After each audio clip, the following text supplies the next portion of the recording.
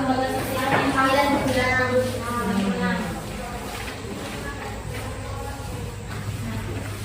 Sebelum Ibu menjelaskan materinya, Ibu akan menjelaskan dulu tujuan dari pembelajaran kita pada siang hari ini. Yang pertama yaitu dapat menjelaskan apa itu lembaga sosial. Yang kedua dapat menyebutkan contoh-contoh lembaga sosial yang berada dalam masyarakat. Nanti ada 5 lembaga sosial yang ada di dalam masyarakat. Ibu akan jelaskan ya. Nah, pertama dulu kita akan melihat di lembaga sosial, buka halaman 96. Sudah buka halaman 96? Sudah ya. Nah, di sini ada yang namanya Homo economicus. Ada yang tahu itu apa? Manusia dikenal sebagai makhluk apa? Ekonomi. Kenapa manusia itu disebut sebagai makhluk ekonomi? Ada yang tahu? Karena ingin memenuhi kebutuhan. Ya, untuk memenuhi kebutuhan hidupnya. Ada yang tahu lembaga sosial itu apa? Ya. Coba dilihat halaman 97. Di situ dituliskan bahwa lembaga sosial adalah keseluruhan dari sistem norma yang berbentuk berdasarkan tujuan dan fungsi tertentu dalam masyarakat. Nah, jadi lembaga sosial itu adalah sistem norma pada masyarakat. Coba dibaca dulu. Ada paragraf kedua, halaman 97. Baca masing-masing dulu ya.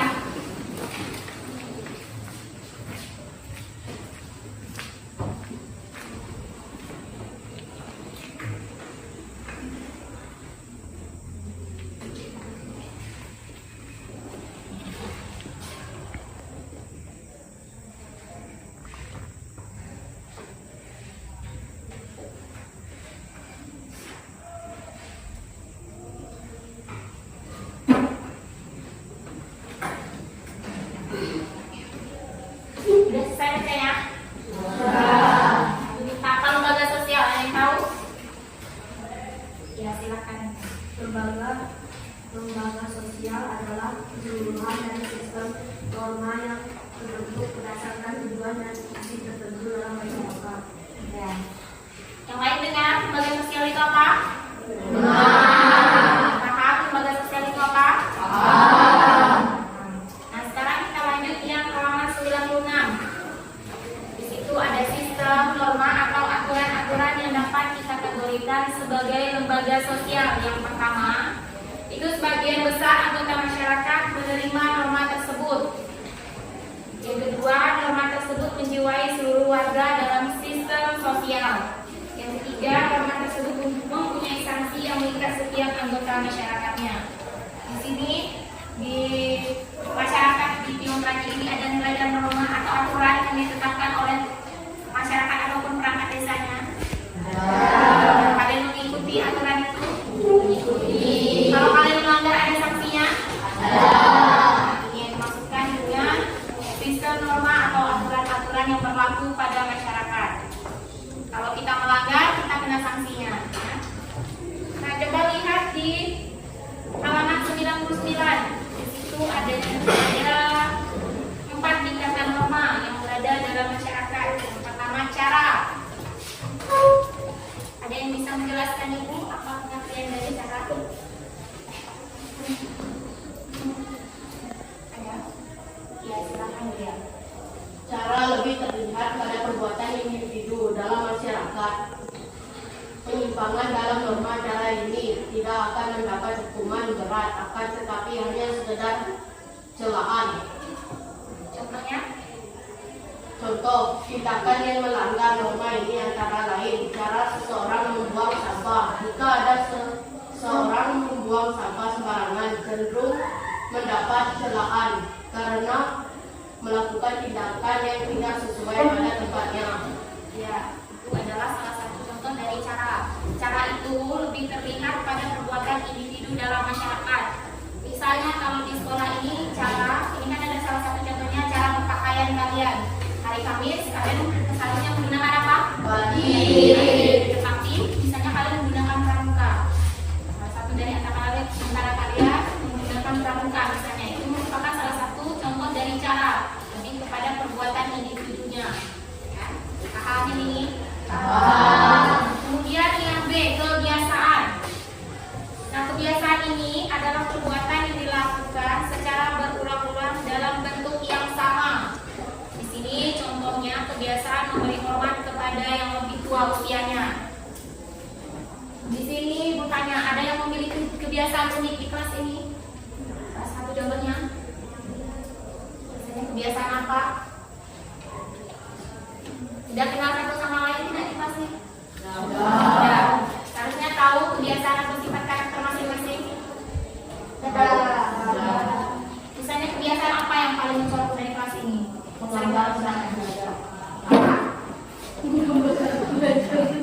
Enggak bahasa belajar.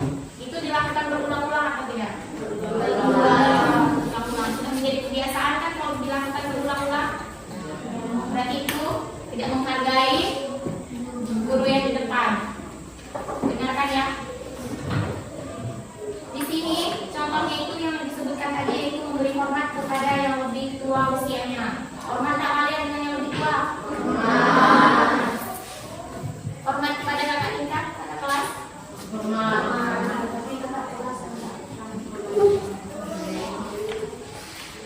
Kemudian yang C, tata pengakuan. Nah, ini tadi contoh dari kebiasaan. Itu memberi salam ada orang tua sebelum berangkat sekolah. Kemudian kebiasaan. Kebiasaan ini, maaf ibu ulangi, yaitu tata kelakuan. Yang ketiga itu tata kelakuan. Kebiasaan itu kemudian diterima sebagai patokan atau norma mengatur kelakuan bertindak. Maka di dalamnya sudah terdapat unsur pengawasan, dan jika terjadi penyimpangan, pelaku akan dikenakan sanksi. Nah, contohnya di sini, jika peserta didik melanggar tata tertib sekolah akan mendapatkan sanksi atas perbuatannya sesuai dengan tata tertib yang berlaku. Kalian kalau pakai sendal dapat hukuman nggak? Harus izin dulu kan kalau pakai sendal dengan alasan yang medis. Nah, ini adalah salah satu contoh dari tata kelakuan yang rapi, yaitu berpakaian rapi sesuai dengan hari-hari di sekolah. Ini menggunakan pakaian yang rapi. Di sini udah rapi semua? Enggak.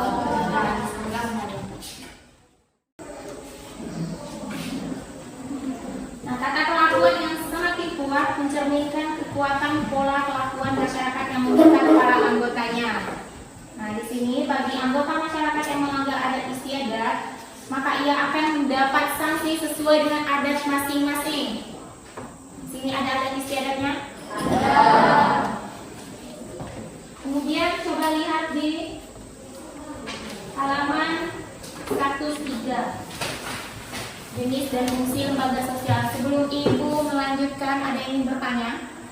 Tidak. Ada. Kemudian ada jenis dan fungsi lembaga sosial. Coba ibu minta satu orang bacakan yang A. Silakan, yang satu orang yang bisa bacakan. Ya, silakan Nadia. Memberikan pedoman pada anggota masyarakat. Bagaimana mereka harus bersikap atau berperilaku dalam menghadapi masalah-masalah yang muncul atau berkembang di lingkungan masyarakat, termasuk yang menyangkut hubungan pemenuhan kebutuhan hidupnya. Lembaga sosial memberikan arah kepada setiap anggotanya bagaimana ia bisa berbuat, sehingga tidak menimbulkan penyimpangan yang dapat meresahkan masyarakat. Ya.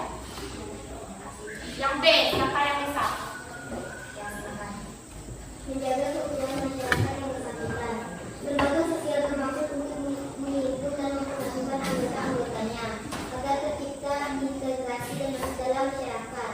Namun apabila dalam suatu lembaga sosial sudah tidak ada lagi perilaku warga masyarakat yang sesuai dengan nilai-nilai yang ada, maka dapat dikatakan bahwa telah terjadi disentriasi. Lembaga sosial mengatur berbagai aktivitas masyarakat sehingga terwujud kehidupan yang serasi atau harmonis. Yang C? Ya, silakan Nadia. Memberikan pedoman kepada masyarakat untuk mengadakan sistem pengendalian sosial, kontrol sosial. Artinya lembaga sosial sebagai sistem pengawasan masyarakat terhadap tingkah laku anggota masyarakatnya. lembaga sosial yang ada di masyarakat. Bentuknya bermacam-macam, seperti lembaga keluarga, agama, ekonomi, pendidikan, dan lembaga politik. Terima kasih. Itu yang kalian bacakan 3 tadi itu merupakan fungsi dari lembaga sosial. Nah, di sini ada yang namanya lembaga keluarga. Catat ya. Lembaga sosial itu ada terdiri dari 5. Pertama,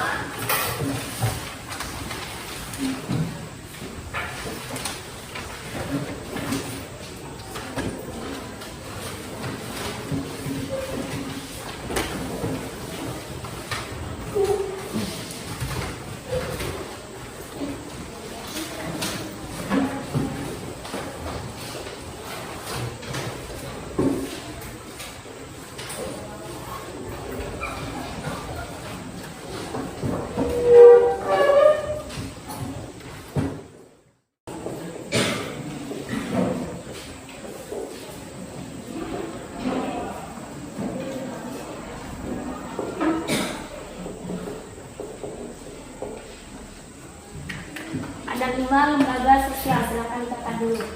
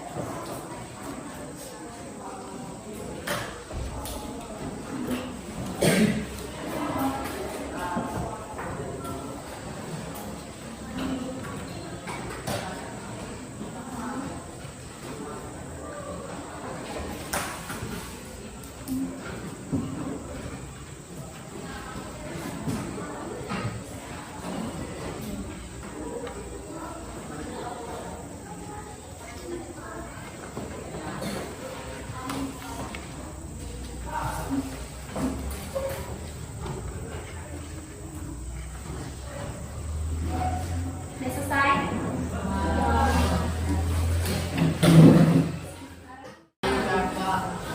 Ibu dan anak.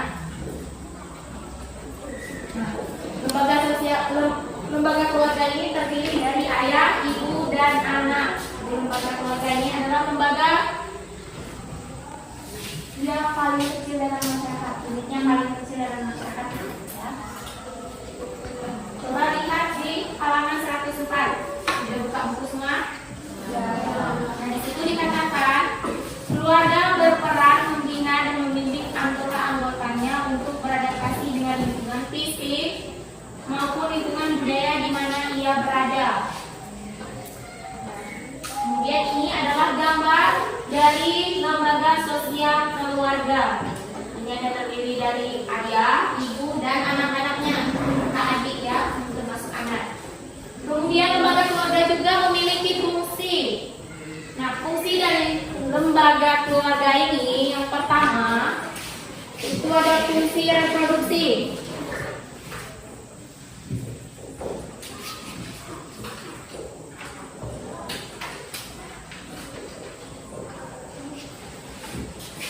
Fungsi reproduksi, kemudian yang kedua itu adalah fungsi proteksi atau perlindungan.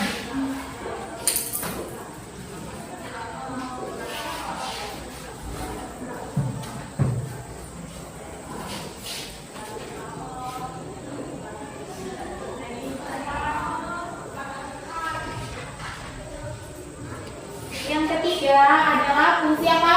Ekonomi.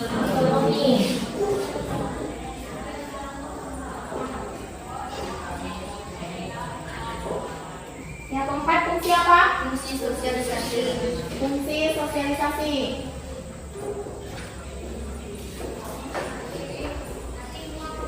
Kelima, Fungsi ekspresi. fungsi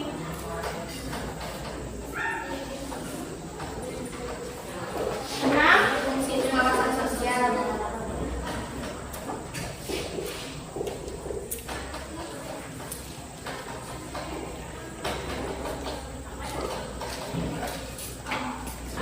Tujuh ada enggak? Fungsi pemberian status. Fungsi apa? Fungsi pemberian status. Ya, ketujuh itu adalah fungsi pemberian status.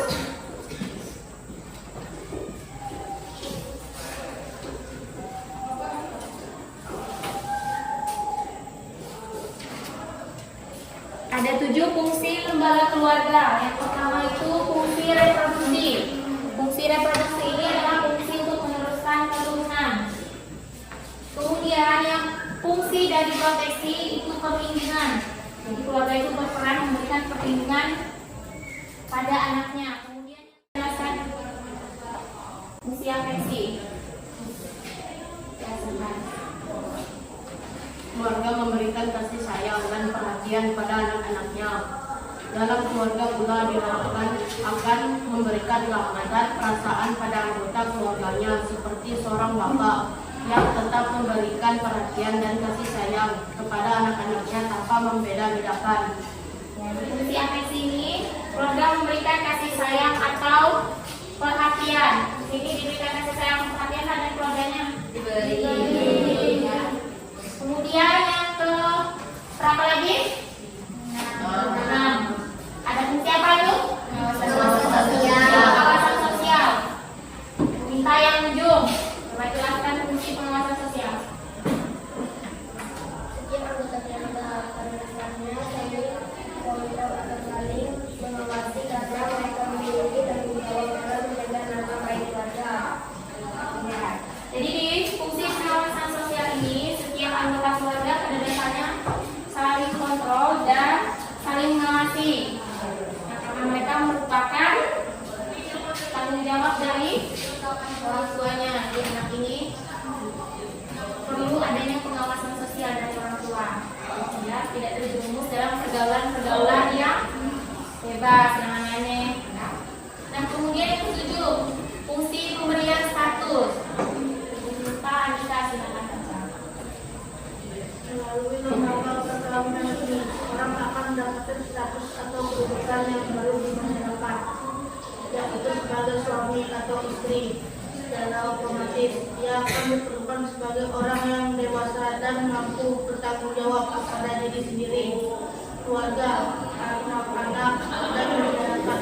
Fungsi dari status suami adalah sebagai pemimpin dalam rumah tangga, sedangkan seorang istri berfungsi sebagai pengganti suami dalam menjaga kebutuhan dan keseluruhan urusan rumah tangganya. Keluarga memberikan status pada seorang anak, bukan hanya status yang terkait dengan jenis kelamin, urutan kelahiran dan hubungan kekerabatan, tetapi juga termasuk segalanya. Status yang diperoleh orang tua yaitu status dalam suatu kelas sosial tertentu. Terima kasih ya. Dari keenam fungsi dari lembaga sosial keluarga ada yang ditanyakan? Sekarang dijelaskan yang lembaga agama. Di lembaga agama ini adalah sistem keyakinan dan praktek agama dalam masyarakat dan kelas. Ada yang berjualan, ada yang membelikan, ada yang jual beli namanya. Di sini ada fungsi lembaga ekonomi. Ada 7. Yang pertama itu memberikan pedoman untuk mendapat bahan pangan. Kedua, untuk melakukan pertukaran barang atau barter. Yang ketiga, tentang harga jual beli barang. Yang keempat, menggunakan tenaga kerja. Yang kelima, tentang cara pengupahan atau memberi gaji. Yang keenam, tentang cara pengusahaan hubungan kerja. Yang ketujuh, memberi identitas bagi masyarakat. Ini dari fungsi lembaga ekonomi. Ada yang ingin ditanyakan dari lembaga ekonomi? Tidak. Oke, Bu Nita, kalian berdiri dulu sebentar.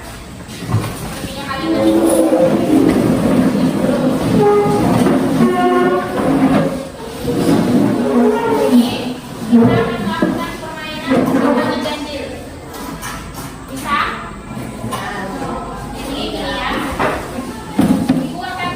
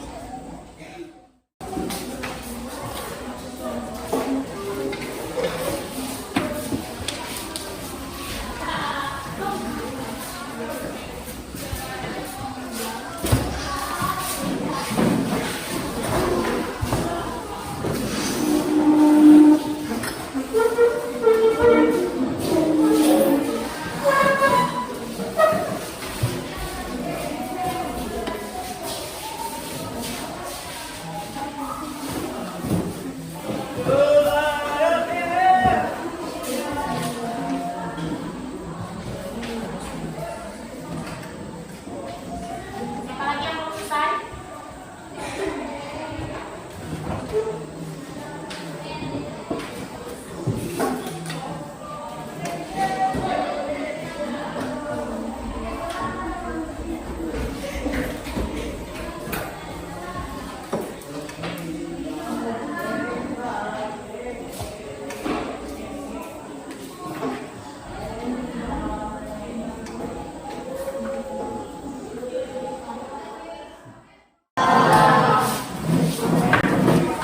Kelompok ini akan ibu nilai dan ibu lihat siapa jawabannya yang kira-kira sama dengan atau tidak.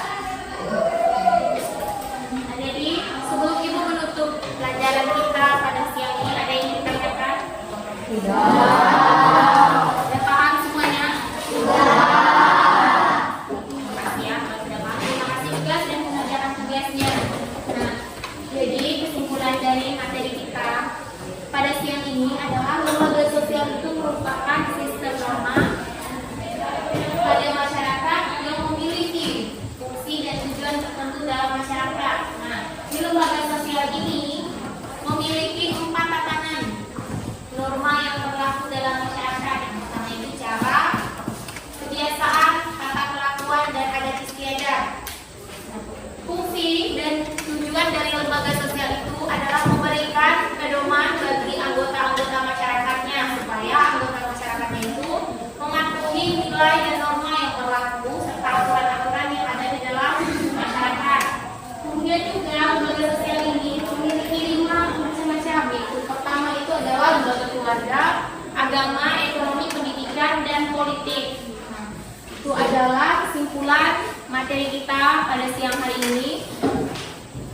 Ibu mengucapkan terima kasih sekali untuk kalian karena sudah bisa bekerja sama pada penjelasan materi itu juga dan sudah mengerjakan soal dengan baik dan juga sudah menjawab pertanyaan-pertanyaan yang ditanyakan meskipun pertanyaannya tidak banyak ya. Terima kasih untuk hari ini.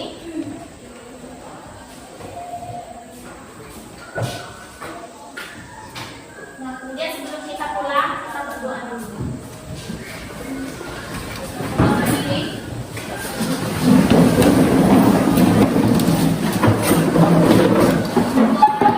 Berdoa.